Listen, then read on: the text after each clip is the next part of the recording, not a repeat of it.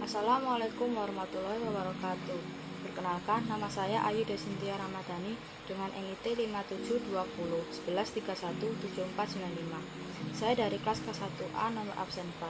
Saya di sini akan menjawab soal UTS Agama Praktek semester 1. Hal yang bisa kita ambil dari video tersebut adalah bahwa yang menjadi dasar tentang ijtihad adalah hadis riwayat Tirmizi. Isi dari hadis tersebut, jika seseorang mendapatkan suatu persoalan, ada 3 cara untuk menyelesaikannya.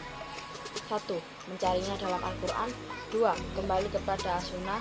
3. Beristihad dengan akal atau mengikuti fatwa ulama.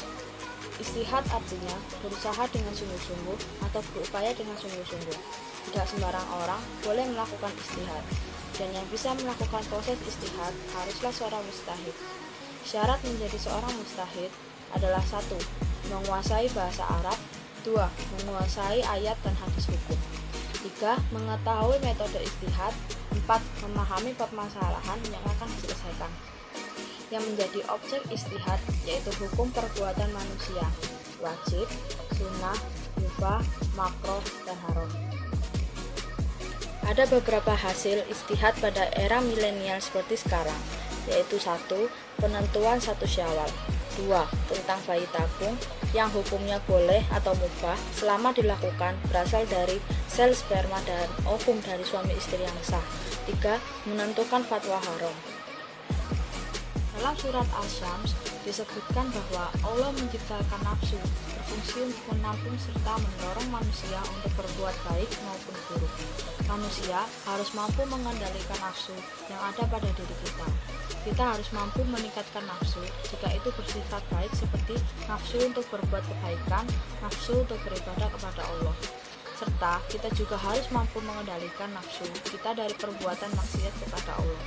Berbuat maksiat tidak hanya melakukan zina saja, melainkan kita harus menahan diri kita untuk berbuat zalim kepada sesama ciptaan Allah. Kita harus menyembah kepadanya karena Allah adalah satu-satunya zat yang menciptakan kita dan juga menciptakan semesta tempat hidup kita. Kita harus beribadah kepadanya seperti yang difirmankan dalam surat Az-Zariyat ayat 56. Manusia dan jin diciptakan Allah hanya untuk mengabdi sebagai hamba dan bagian dari makhluknya. Allah menciptakan kita dengan sempurna dari bentuk yang terbaik dan akal pikiran untuk menyembah kepadanya. Sebagai manusia, kita seharusnya bersyukur karena sudah diberikan nikmat oleh Allah. Manfaat bagi manusia adalah 1. Sebagai amal soleh di akhirat. 2. Sebagai sarana untuk mendekatkan diri kepada Allah. 3. Sebagai wujud syukur manusia kepada Allah. 4. Sebagai sarana untuk mencari ridha Allah.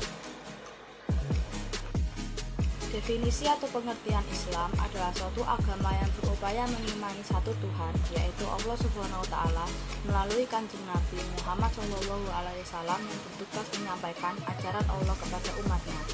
Di dunia Islam mempunyai arti penyerahan sepenuhnya kepada Allah.